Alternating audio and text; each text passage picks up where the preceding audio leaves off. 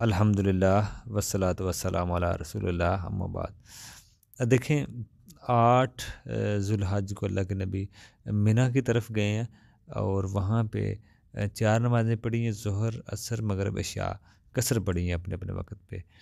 और दूसरा फिर उसके बाद फ़जर 9 ज़ुल्हज को मिना में पढ़ी है, उसके बाद फिर अल्लाह के नबी अरफ़ात पे गए हैं।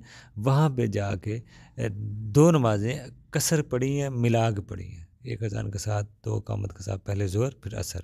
फिर अल्लाह के नबी मगरिब और इशा मुज़दलिफ़ा में पहुँचकर पढ़ी है और मुज़दलिफ़ा की फ़जर रात आपने आराम किया, फ़जर मुज़दलिफ़ा की जो 10 ज़ुल्हज की जो फ़जर है, वो मुज़दलिफ़ा की फ़जर के बाद आप वहाँ से निकले हैं। यानी कि वहाँ से निकल कर आपने ये कंकरियाँ देखें, जो कंकरियाँ जो मारनी है ना मिना में आके 10 ज़ुल्हज को सुबह, तो ये मुज़दलिफ़ा से लेना ज़रूरी नहीं है। जहाँ से आसानी हो बंदा ले ले। बड़े जमरा को कंकरियाँ मारनी है। उसका तरीका क्या होगा, यानी कि आपकी दाएँ जानब मिना हो और बाएँ जानब खाना कबा हो, तो आप उसको सामने कंकरियाँ मारें। 7 कंकरियाँ मारनी है, बिस्मिल्लाह, अल्लाहु अकबर। 1 कंकरी मारे तो 8 ज़ुल्हज से लेकर बड़े जमरे तक आपने तलबिया पुकारना है। ये तलबिया पुकारने का जो सिलसिला है, ये 8 ज़ुल्हज से लेके बड़े जमरा तक जब आप ना पहुँच जाएँ, आपने वहाँ पे कंकरियाँ मारनी है और इसको पुकारना बंद कर देना है। जब आप 8 ज़ुल्हज से लेकर जमरा तक बड़े जमरा तक कंकरियाँ मारेंगे, फिर इसको बंद करना है पढ़ना। यहाँ तक आप इसको पढ़ सकते हैं तलबिया।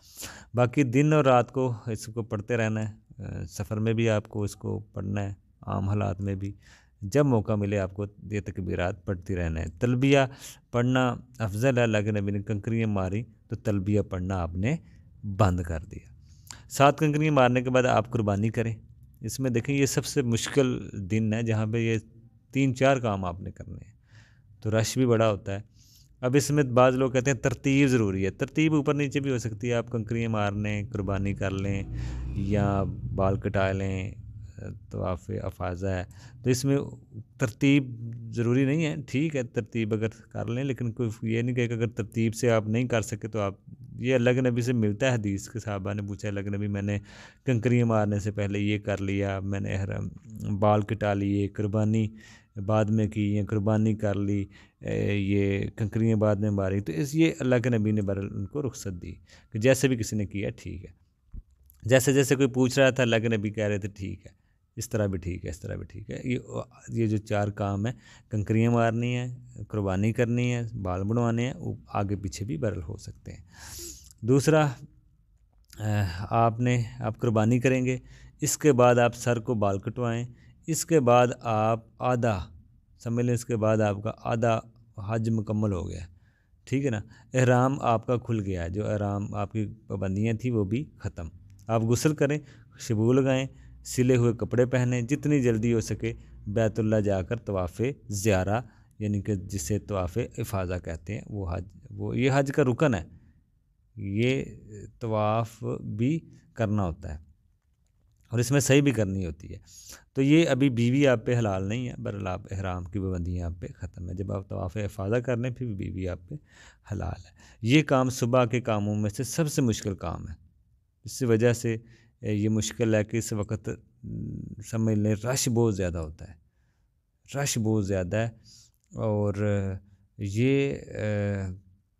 ये तवाफ़ कोई आसान नहीं है। सफ़ा मरवा की सही करना मुश्किल काम होता है। इसमें सफ़ा मरवा की सही भी मुश्किल है, तवाफ़ भी मुश्किल है, क्योंकि ये सभी उसी टाइम लोग कर रहे होते हैं। ये सूरज गुरूब होने से पहले-पहले आपने करना होगा ये तवाफ़। अगर कोई 10 ज़ुल्हज को सूरज गुरूब होने से पहले ना कर सका, तो बाद में, जैसे सुनन अबू दाऊद की हदीस है कि अल्लाह के नबी ने फरमाया फिर एहराम की हालत में करेगा। बाद में अगर करता है 10 ज़ुल्हज की मगरिब के बाद, तो फिर वो एहराम उसे बाँधना पड़ेगा। वैसे तो ये आम कपड़ों में करना होता है ना, तवाफ़ इफ़ाज़ा, तवाफ़ ज़ियारा, इसमें सही भी है।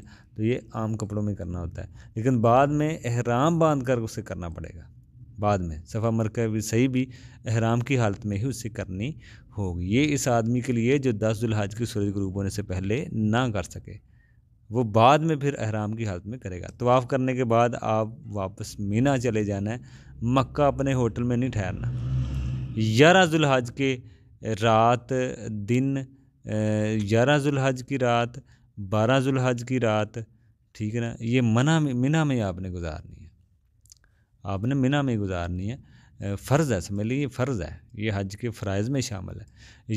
11 ज़ुल्हज के दिन आपने एक और काम करना है, कंकरियाँ मारनी है।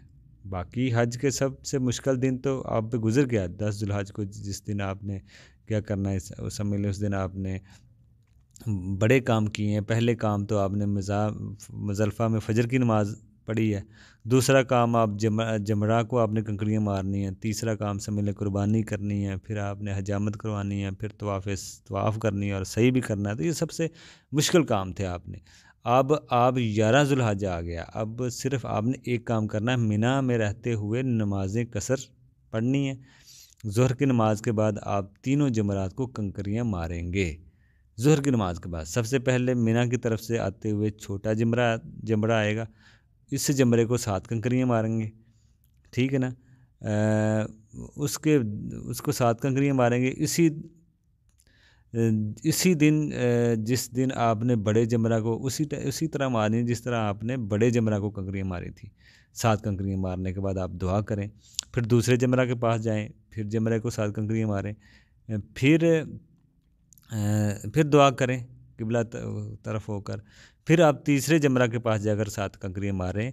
पहले और दूसरे जमरा के चारों तरफ से कंकरियाँ मार सकते हैं, जिस तरफ भी हो आप कंकरियाँ मार सकते हैं, जिस तरह सहूलत हो। लेकिन बड़े जमरा के पास जब आप जाएं तो आप सिर्फ एक तरफ होकर, मिना दाएं जानब और बैतुल्ला बाएं जानब, जमरा के सामने खड़े होकर कंकरियाँ मारनी है। इसके पास खड़े होकर दुआ करना साबित नहीं है। पहले जमरा और दूसरे जमरा के बाद दुआ करनी है, तीसरे के बाद दुआएं नहीं करनी, ठीक है ना। आपका ये 11 तरीका सुबह का अमल है, समझ लें मुकम्मल हो गया है। अस्सलाम वालेकुम।